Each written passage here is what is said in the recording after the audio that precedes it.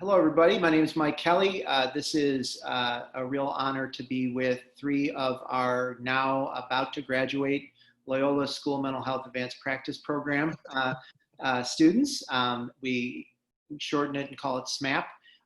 You're going to meet in a bit Carlos, Sean, and Laura, and get to know them a bit more about what their work has been. All of them are school mental health professionals who are doing amazing work in a variety of environments in many parts of the country as well. We have people from all over the country as part of this program. I have been, just to let you know a little bit about me, been a school social worker myself for 14 years before I started at Loyola in 2006. I was also a family therapist and a youth minister. I did a lot of work to really think critically about what the evidence is for our field. I loved it. I loved being a practitioner, but I also knew there were a lot of things that got in the way of the work I wanted to do, and also my schools and the needs they had. And so I created, when I got to Loyola and started doing research on things, I created a program like this to try to help other professionals engage in lifelong learning, do awesome work together, and really change their schools. So you're going to get to hear three examples of what Carlos, Laura, and Sean were able to do during the SMHAPP program. I'm going to do a little bit of an intro, though, knowing that some people will be watching this and don't know much at all about this program. So I'm going to do a little share screen. You'll still see these guys at some point. The program has been going now for 5 years. We have 4 cohorts. This is the 3rd cohort I'm talking to, 3 of the folks in the 3rd cohort. And what we're very interested in doing today is kind of reviewing their work, talking about where they're going to go next. All of them are doing exciting things and going to continue to do those things with us as well. This is always about solving problems. We are good problem solvers in school mental health and school social work.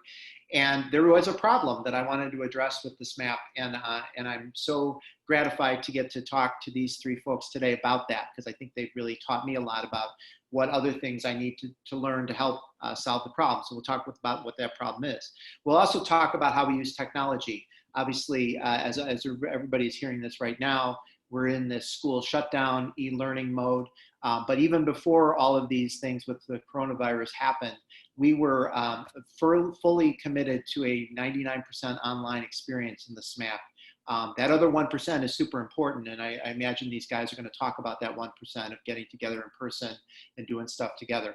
But by and large, as you see everybody on camera right now, this is what we were doing for the 2 years that they were in the program. So we'll talk about how the technology really helps it. There is a model. There is a model of kind of designing and implementing a project, and you're going to hear a bit about 3 projects from this group today, but I'm going to tell you a little bit in advance about what the model is. And they are the SMHAPP students in action, so I don't need to do much more on that other than tell them how proud I am of them and any future work that they're going to do. So what is the problem? The problem is pretty both basic, but also really chronic and kind of, I wouldn't say intractable, because I think we're making movement on it, but it seemed like a very persistent thing in the research I've done. Essentially, school mental health professionals, school social workers specifically is who I know most about, want to be doing things at a prevention level. They want to be, say, making their schools more trauma-informed. They want to be involved in helping prevent bullying, or developing restorative practices in their schools, or stopping the school to prison pipeline. All those things that are very much in the news or very much on our minds. They are equipped with the skills to do those things, but they often report that they don't feel they have the time. They also don't always feel fully prepared to do them. So they know a bit about what they want to do, but they'd like more support. They'd certainly like to be part of a community that supports them to do it. And this is one of the most critical issues that I worry about a great deal, is unlike other mental health fields, this is one where we don't typically have a very robust supervisor culture, where people don't go on to be supervised by colleagues who have done the work longer and know more than them at that point and can support them and guide them. Very often people are in schools and they just have to kind of figure it out themselves. The other issue that we know is really critical is that people have not always a lot of comfort and or experience using data when they get into their schools, and then they're told to do it, and they really struggle sometimes to figure out how to do that and do it effectively, because a big part of making the case in the SMHAPP program and really being effective as a practitioner is being able to collect and use data. So these are things that, when I talk about it, are in some ways sobering and make us say, wow, these are the problems. These are the things that I think we have to address. The hopeful thing is we have a lot of signs from research I've been involved in that we can do things like a professional learning community, which is essentially what this program is. It's a 2-year professional learning community cohort model where people come together and really share their strengths and weaknesses and their struggles and successes, and really become better at what they do because they're together and because they're getting the content from the courses. And that what we know from the research I've been able to do is there's a large portion of practitioners that are essentially primed for this experience. They do it some of the time already. They've learned how to do it however they learned it. Either they were born that way, or they figured it out in grad school, or they did have a great mentor at one point. But they also need continued support. They need more guidance. They need to feel like they have a place to go to figure stuff out. So that's really what this program's about. That's what we're trying to do. I will say a little bit more about what it does, and then I will give over to ask these guys about their experiences with all these things. One of the things that I'm really concerned about in schools is school mental health, and education in general is really good at adopting something before we have much evidence for it, or jumping right into something and saying everybody should do this because I saw a great TED talk on it, or a principal goes to a conference and comes back and says, we're all going to do this curriculum. And one of the things that I think, as we're all in this COVID-19 time, there is no doubt that all of us are living through a traumatic event. Some of us are being more directly traumatized than others related to the virus or related to other things, but we're all living through it. And what we know is to return to schools, to do school again, is going to require a trauma-informed approach. The problem is that when people have claimed to be trauma-informed as a school in the past, they didn't really have a lot of evidence to support their claims. There's a lot of traits of trauma-informed practice, and we can talk about that, but we don't have a lot of evidence that because you're a trauma-informed school, grades get better, behavior discipline gets better, morale gets better. And then why is that important? That's important because obviously trauma is real. We're about to have a new experience of trauma-informed schools that we need to develop, but we also need to be cautious and not assume we know exactly what we mean by that or what we're doing. So let me stop there for a minute. I'll come back and say more with some slides before we go about what the program is itself. But let me hear from this wonderful group, and you can introduce yourself a little bit as you go. One or two things that have really kind of resonated for you with the program, maybe even some things you just heard me say. And then we're going to be asking them to talk as a group about each other for a minute. So whoever would like to go first. I'm happy to start, Dr. Kelly. Hi, everybody. My name is Delaney, and I'm a school social worker in Columbus, Ohio, at an all-girls independent school here in Columbus. As you'll kind of learn as I share a little bit more, my role is unique in that I'm doing a lot of tier 1, 2, and 3 work. I also have some teaching and administrative responsibilities. So a lot of diversity in my role, which creates some awesome opportunities for some of the stuff I'll share more about later. As I am just thinking about kind of that SMHAPP intro and some of the goals and objectives of the program and some of this collaborative work. You know, for me, the content of both the seminar courses and the module-based learning was irreplaceable, to be sure, but the most helpful component for me was really the opportunity to share and discover and collaborate with these other amazing professionals, including my triad buddies right here.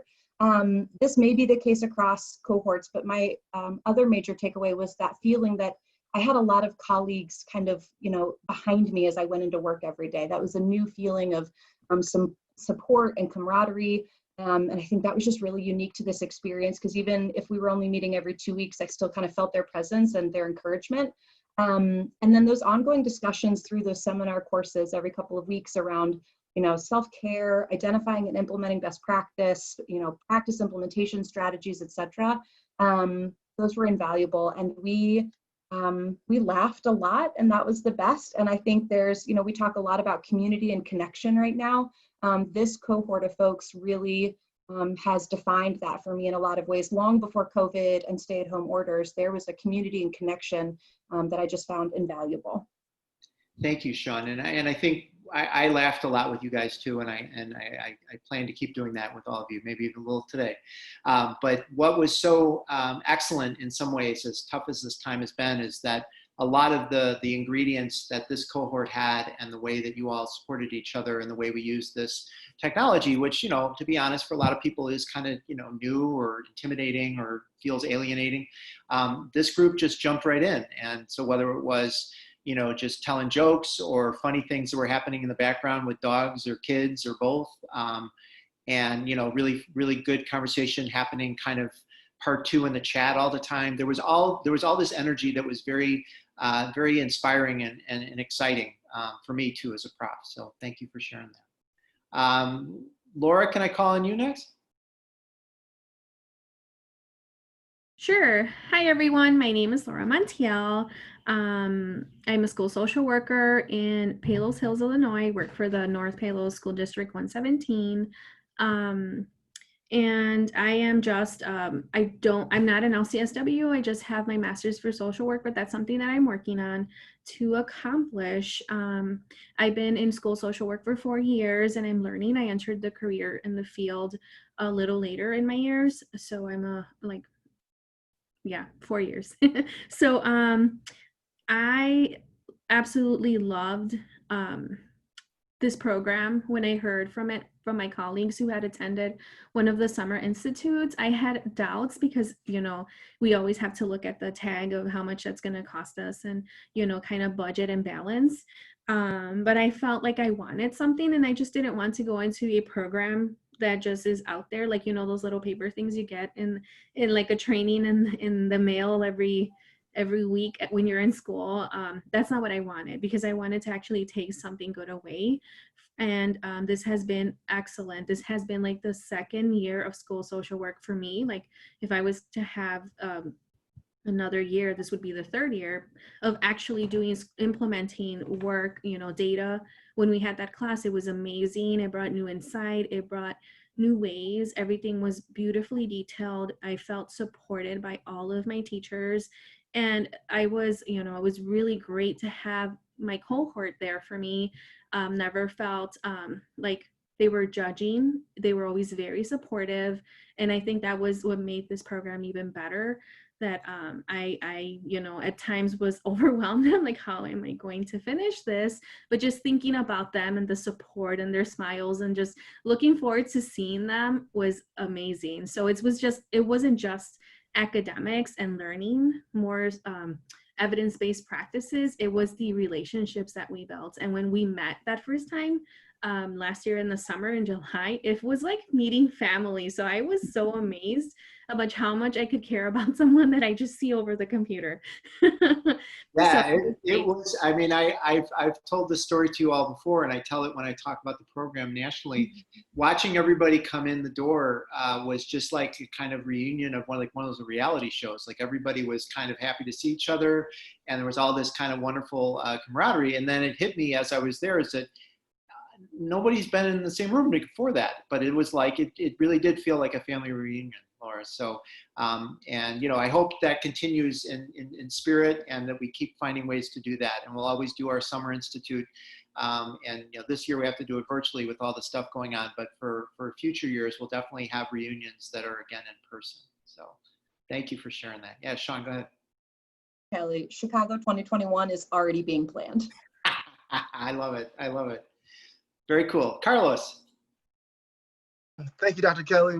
My name is Carlos Evans. I'm a school social worker as well in Central Illinois, Peoria. This is my 8th year in school social work as a practitioner at the same building. So I've gotten to see a lot. So when it was time to, investigate a problem for our project, I had plenty to look at. But one that I really thought I could really focus on. So I'll get into that a little later, but I think a couple of the things that I took from this program was that it was like a crisp, cool glass of lemonade on a very, very hot day. A lot of new information, a lot of research that I was able to put into perspective as a practitioner for 8 years, and figuring out how it fits, and having that motivation to want to change, and making sure that we're more aligned with best practice, in our evidence base. And so we're operating in a way that is honorable and that respects our clients. So that was very fresh for me, because for so long we just, use the programs that are given to us versus leading the charge on looking at what our needs are, and then, attaching ourselves or committing to a program that is evidence-based for the population that we serve. And that lens is one that I would not have had for another probably 10 years if it wasn't for this program. And so now I feel like the work that I do is way more intentional and way more grounded in research. And so I feel more confident when I go into my building each day with this agenda that maybe not many others will have, because I feel like I'm doing the right thing, not just for myself or our school, but for our students and families. So I think that was the fresh sip of lemonade that I needed. And I've been enjoying that lemonade for the last 2 years. And as my colleagues have spoken about, is the camaraderie and the relationships that were built. And it exceeded my expectations when it comes to an online class. This is my first series of online classes. Even the modular classes, professors were really good at creating a connection because they were doing the videos. It was consistent. It was fresh and new information for me. And we got to write about it and reflect on it. And, you didn't always have to have the right answer, but the thought process was what was focused on and what was, honored, in our discussion. So I really appreciated that piece. And I can't speak more about the camaraderie that was shared when we saw each other for that 1% in Chicago at the symposium, which was very beneficial. A lot of us were kind of presenting our projects for the first time, and then we were met with nothing but support. Many of us were super nervous, as anybody in the future cohort might be, but had a strong wind behind our backs and beneath our wings that came directly from our cohort members. People we had never met in person were super supportive and encouraging. And I think we all shined after that practice when it was time to actually do the presentation in front of the attendees, who were also equally as supportive. And with the leadership of our professor, Dr. Kelly, it's been great. And so I think that other future cohorts will be, will see him as a value and see this program as a value as well. Well, thank you, Carlos, and thank you, everybody. And Carlos, it's only water, but you're going to make me go have some lemonade later today, because as you were talking about it, I was tasting it. Where's my lemonade? So speaking of a bunch of things these fabulous guys have talked about, I want to show a few more slides, and then I'm going to ask them each to do something a little different than a typical kind of graduation or exit interview, which is I'm still not sure what we're going to call this when we post it. But the idea is I'm going to ask each of them to kind of introduce the project of one of their colleagues and talk about what it is they spent the 2 years focused on in doing in their schools to change their schools. And they'll do that in a minute. But because there's a lot of things you've been talking about that those of you who are new to us won't know exactly those key kind of jargon, in-house jargon we've got. I want to do a few more share screen things to show you. A big part of the experience, and you've heard it loud and clear from this group, and I echo it, is this get-together time, which we will do in the summer. This is all of us last summer in July. That's the day where we all met each other for the first time in person, though we've been seeing each other twice a month for the full year before that. I will also do a little bit about what the courses are and kind of how they work in a minute. But you can see there's Laura at the far left, Carlos and Sean kind of taking up the back row there. And then other folks in the cohort here that you can see. We have, I think it was 7 or 8 states that are represented, people from all different grade levels that they serve, different experience levels, mostly school social workers, though we have a mighty school psychologist, Dory, who's towards the front there. We have had others, school mental health professionals in the different cohorts. We have a special educator that does mental health promotion right now in the 4th cohort, and school counselors. So all of those professionals are welcome as well. The course curriculum that all of the 3 fine people have shared today, what it meant to them. Let me just say a quick bit about that. The first 2 integrative seminars are basically year-long. It's the time that you've heard Sean and Carlos and Laura talk about, where they're in that twice a month on camera with each other. The lingo that we've all had to learn with this crisis is that's a synchronous class. The asynchronous is the times where it's a module, it's listen at your own pace, lectures that we do, course materials that we post, things that they are to complete and turn in separately.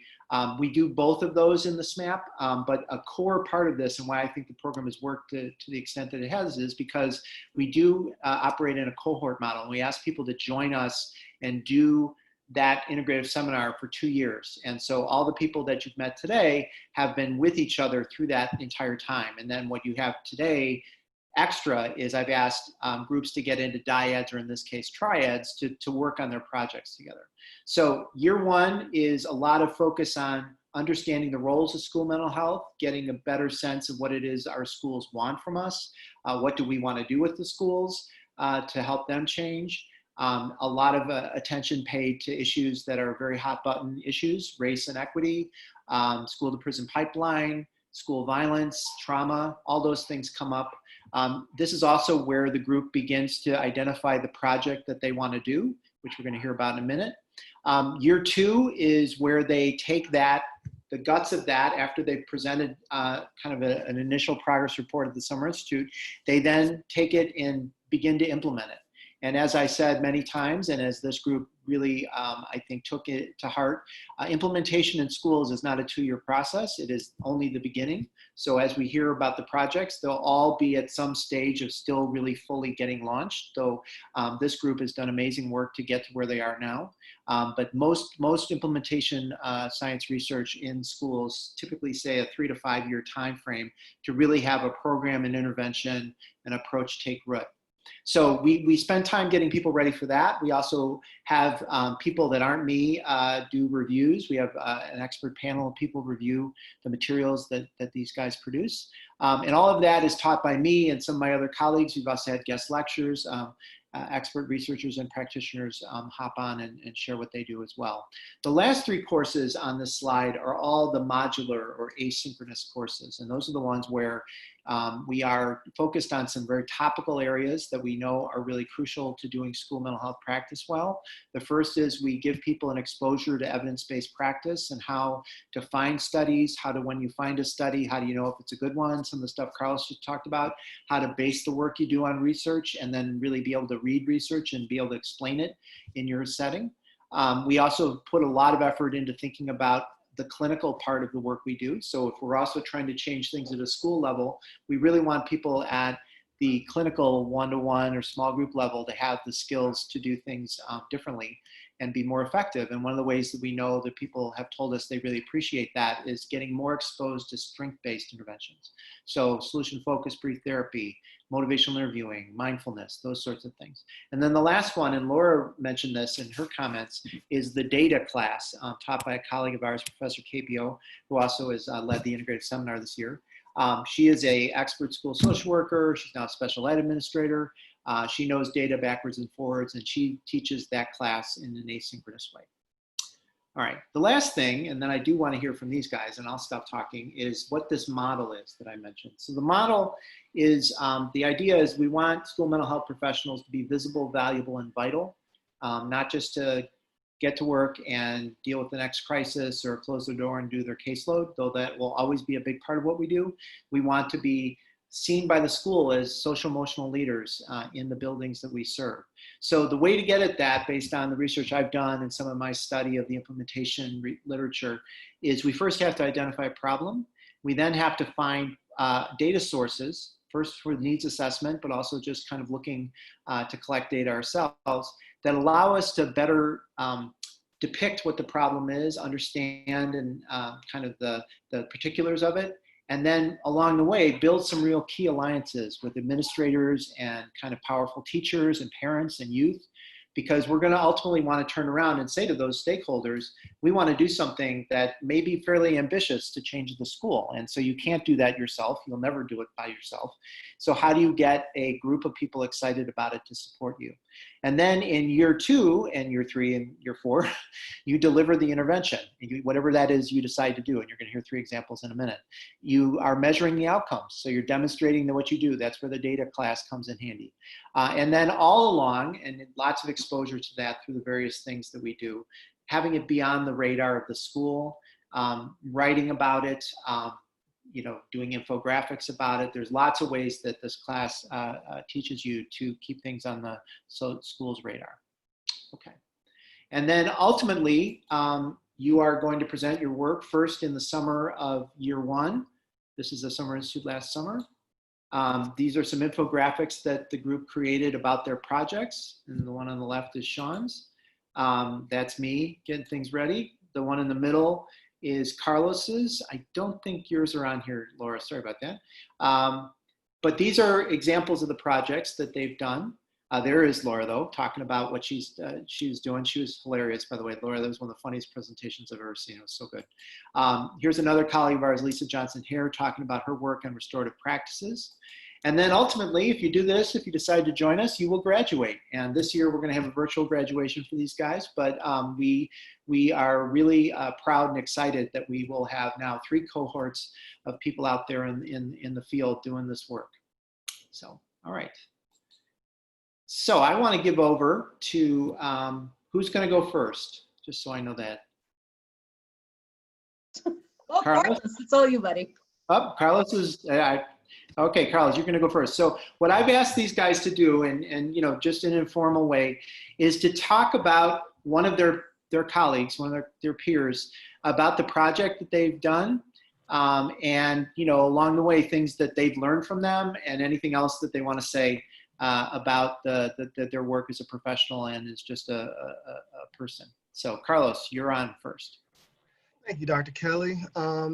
So I'm going to be sharing about our colleague, Sean H. Delaney, and her project out in Ohio at CSG, Columbus School for Girls. And her title is the Director of Counseling, Wellness, and Support Services. And so the biggest problem that she knows that she really wanted to focus on is that her school had a lot of different social emotional learning curriculum and processes kind of in place when she arrived at that position. And it was kind of a one-size-fit-all system for her from her predecessor. And she realized that one size does not always fit all. So she really wanted to dig deep and focus on developing a program evaluation tool that can measure to see, are we achieving the outcomes that we're looking for in our students? What was administration's feedback on their SEL program, and what was the staff's feedback on their implementation of their SEL implementation and outcomes? So that was the initial proposal.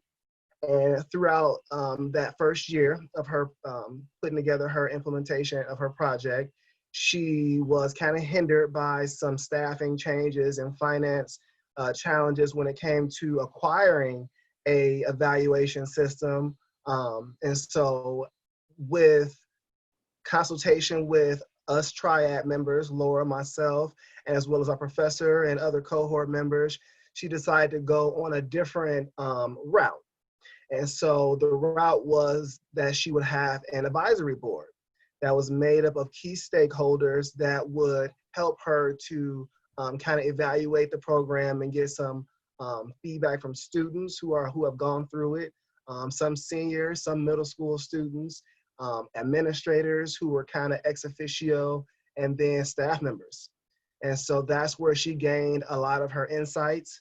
She actually had an application process for folks to get part of this advisory board, which was very creative, and for looking to make sure they had an interest at what they were doing and wasn't just filling a valuable space, among other reasons why she decided to do an application process. Mm-hmm. So in that time, they had a lot of challenges throughout the school year, but they did get some good anecdotal feedback from students, and she felt like the process was going pretty well. And she performed a really, really in-depth literature review where she gleaned a lot of good feedback from other researchers who had talked about, what the experience was with SEL implementation and how it was definitely something that was we found the best outcomes when it was teacher-led. So that was a big part of what she had learned throughout her literature review. They definitely wanted a better understanding from their students on what they were learning from that process to make sure the outcomes were in line with the school's kind of overarching goals. So part of the work on the advisory board was determining what are our goals, what we want our students to learn from our social emotional learning curriculum. Some of which was done by folks outside the school, so community partners. I think it was the ROCKS program, which they had their own evaluation systems that were not necessarily assessing what she was looking for in her project. So that didn't necessarily suffice, but there were some data to glean from. So that was good news. So I was very impressed with the research she did. I would love to learn more about the outcomes and what she found from her time spent. I know we were all kind of derailed by COVID and the shelter in place, and they did some work virtually, which was really nice considering, and that shows that was indicative of their commitment to the process. So she definitely did a lot of good work at encouraging them to voice their opinions, to be involved, to take a leadership role in something that she started to care about before kind of anybody else did. So to inspire others and stakeholders to get involved and even be involved in a COVID crisis is very inspiring. I think she did a really good job. I've learned a lot from her, and I hope that she continues her work. Thank you, Carlos. Yeah, that's lovely. I do want to say, and I know that we're going to keep going, but all three of you were part of the webinars that we did, right, about this just crisis and responding, and you led those, and that's another example of contributions that SMHAPP students have made. Those webinars, plus another one by another cohort member, have been seen on our YouTube channel now almost 12,000 times. So people have really made a lot out of the materials that all of you talked about, some of which we're hearing about now, but some of which were directly in response to all of us being in this crisis. So big shout out to everybody on that. Who's next? Jump in, Dr. Kelly. Thank you, Carlos, for your very kind words and all of your support throughout this process. Yeah. Together forever, buddy. So I have the distinct privilege of sharing a little bit more about my colleague Laura's project and process. And it occurred to me, I don't know why I didn't make this realization sooner. What you guys will soon come to find out is we all had some sort of SEL implementation basis to our work, which I think really lent itself to some brainstorms and collaboration and just kind of processing through trials and successes in that process. So my colleague Laura is hilarious. So let me just reinforce that point. But she spent a lot of time this year and over the last 2 years thinking about SEL implementation and Tier 1 intervention for her school and her community. And while she also faced some staffing and administrative turnover, she really had her eye on some more structured MTSS and Tier 1 intervention, creating some protocols and some structure around that process. But also thinking about a train the trainer model where she would be in a role to be facilitating professional development for teachers so that they were best equipped to be implementing social emotional learning in their classrooms. So really echoing the sound guidance of the research saying that, you know, if teachers are informed and engaged and there's an intentional effort with them first, Laura's focus was really then about let me do that really important work and then support and coach them and let them do the rollout of the content for the student body. So some of the highlights that I want to just touch on for her kind of 2-year journey is so much of Laura's work, as it is for many of you, is really contingent on administrative and or Board of Education approval and buy-in. So that was kind of the first challenge that Laura faced and did a really smart and strategic job in navigating some of that, communicating with the right stakeholders, gathering and gaining buy-in from her superiors to make sure she had a really sound footing. Before moving forward into some of the more project proposal and rollout pieces. And so she really elaborates that well in her reflection. And I think she was really intentional about that first step, which is really critical. The other piece of that is that the structures and the systems weren't really in place. And so another piece was we couldn't just jump straight in to train the trainer. We actually had to build some kind of system around it first. And so she talks a bit about the MTSS protocols and rollout, creating a team, talking about her little SEL kind of committee and team, and making sure she had good support and good kind of human resource with her, that it wasn't just her in isolation, she had a great group with her. And then she moved into a space where she did a lot of work in understanding and researching the impacts of social emotional learning to improve outcomes for students' mental health and well-being. And so using that research and that literature to advocate for what she was proposing.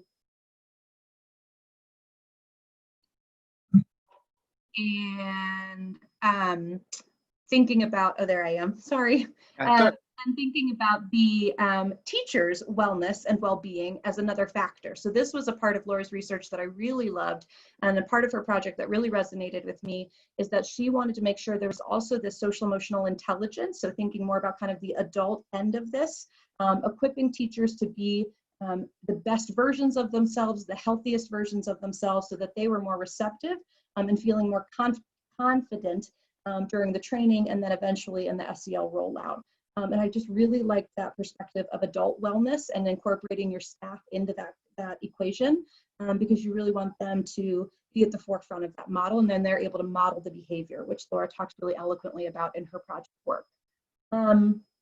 So the big piece was the professional development. I think that was kind of this culminating moment, and where she is now is working as a tier 1 school social worker, thinking about planning some professional development. She's still got a great support team around her.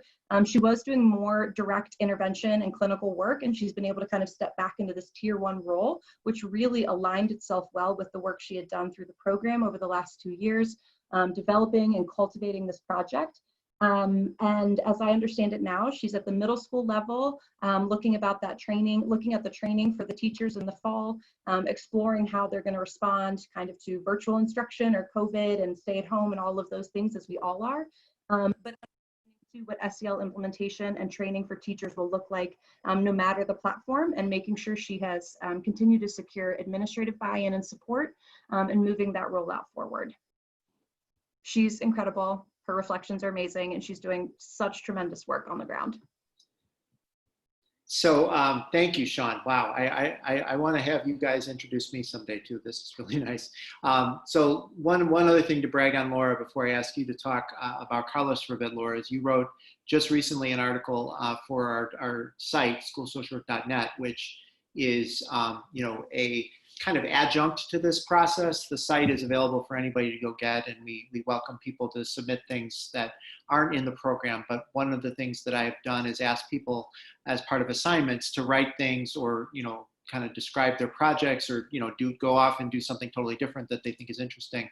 And the article you just did, Laura, about the importance of how teachers and the ability for any of the things that we want to happen in school mental health to be contingent on teachers feeling supported, teachers having their mental health addressed, was a really, really excellent contribution, and made a real difference. People were very interested in it. So I just want to thank you for that as well. So Laura, go ahead. Thank you for those very great comments. Writing is new to me, so that's exciting. So I'm going to introduce Mr. Carlos A. Evans, Jr., of course, school social worker. He doesn't say this a lot, but he was the past president of the IASSW. I hope I'm saying that right. So, and I think that brings with him a lot of experience and a lot of wisdom, as a lot of my cohort team members have as well. And I, like all of us, like Sean said, had in common that we're trying to create a better system for social emotional learning for all our students. So his title was Implementing Tier 1 Social Emotional Learning and Building Teaching Capacity, or teacher capacity. And I think that's something that we all have in common, is that we understand now that if we don't build our teachers up, that this process is not going to go very well. And we are going to have our hiccups along the way. But one thing that I admire about Carlos is that he is very good at doing the school needs assessments. He's really good at putting out those surveys to be able to analyze. So he has a lot of good data focus skills.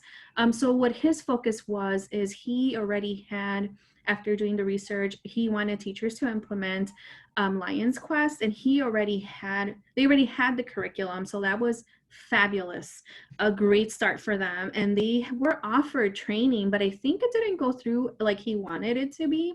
And he was going to be there to be the support system for them. So what he wanted was the consistent SEL instruction, model good use of the skills, allow time for students to practice the skills with one another, and positively reinforce the successes of implementation of the skills taught. One thing that I did notice is he is in a school of K through 8th. And when we all went into this, so it wasn't only him, it was all of us, we wanted to save and change the whole school, because as social workers, that is our goal, our goal. So he decided, wow, that's a lot. So he condensed it to 6th and 7th graders, which I think was fabulous. And that's where he was going to keep the data. At the very end of the project, like a lot of us had this in our cohort and in our triad, where there was a lot of administrative change that made it challenging, and you have to kind of start over again with the project. But I think we had it all together with the support that we just kept going, and we didn't give up, and we continue to bring it up, even if it was just, a little casually. And that's exactly what Carlos did. And a lot of things have changed from when he started his project. A lot of the data that he received, wasn't what he wanted, but I think, like Dr. Kelly said, it's a 2 to 5 year process. So this was just the very beginning. This was the baby. And I feel like as it goes on, it'll get better. So one of the things, and he's still working on this, is that there was again another change in administration, and his role was changed. He was more like, what I'm going to do now, tier 1. He's now going into tier 3, and that has a new set of things. So he is now still continuing with the project, but he will also be setting some boundaries, because his time will now be a little bit more limited.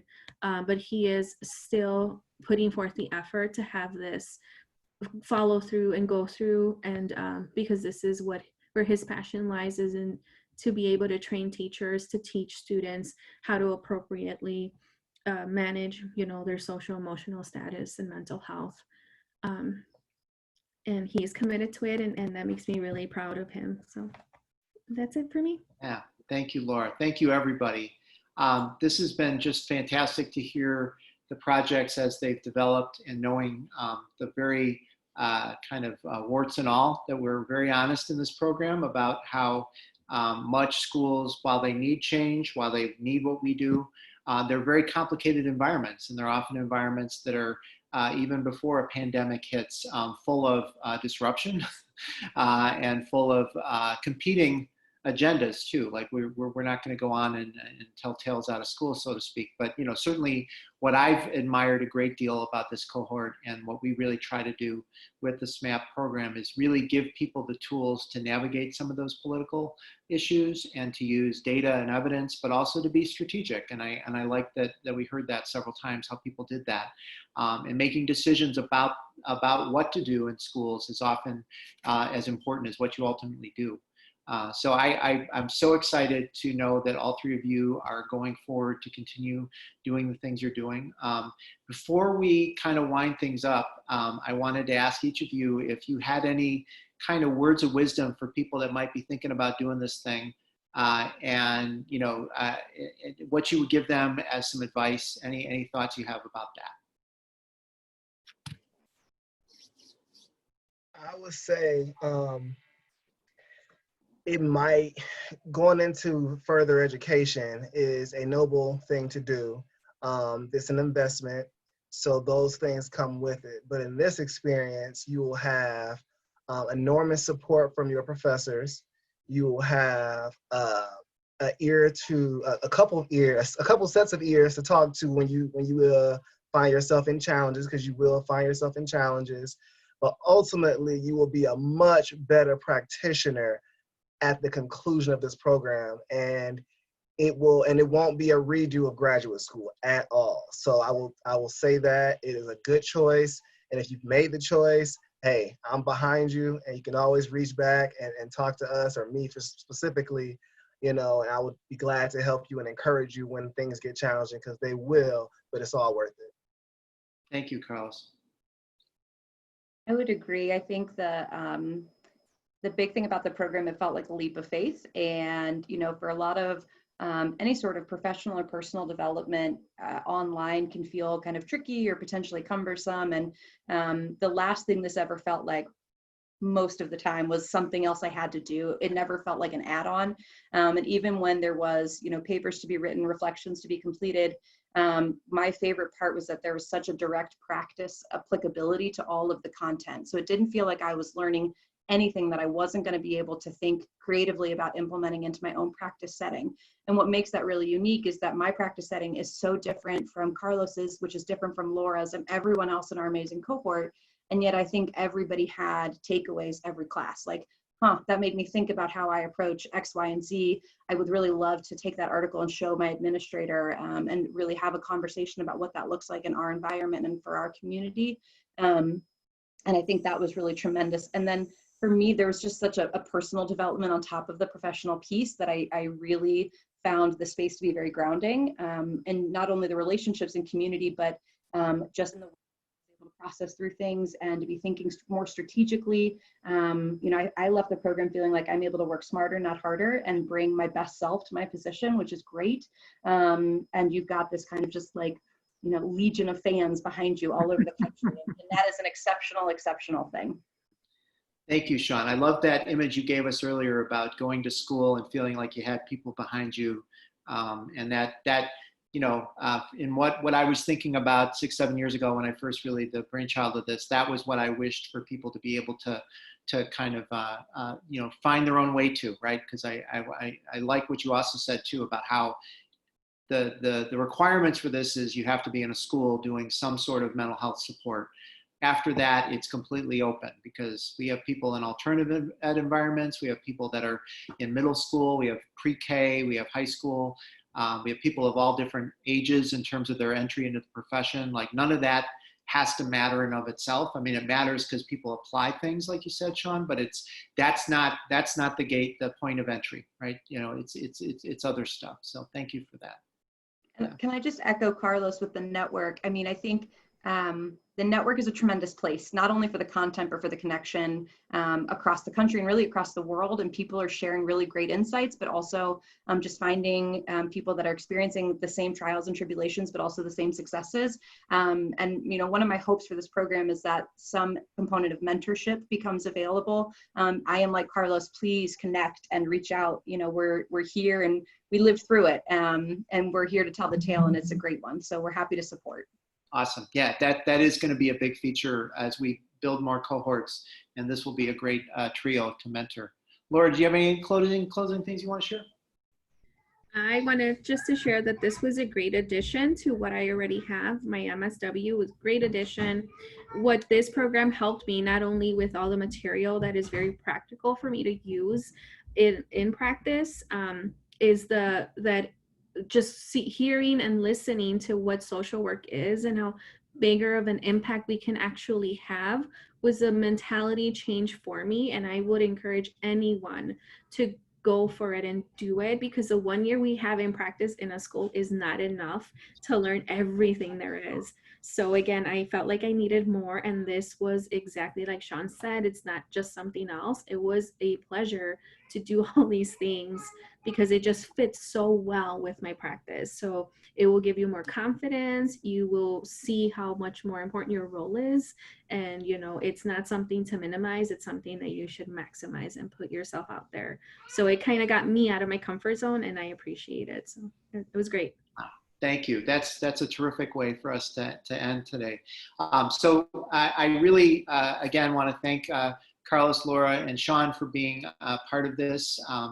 You all are officially done with your integrative seminar. So a round of applause on that.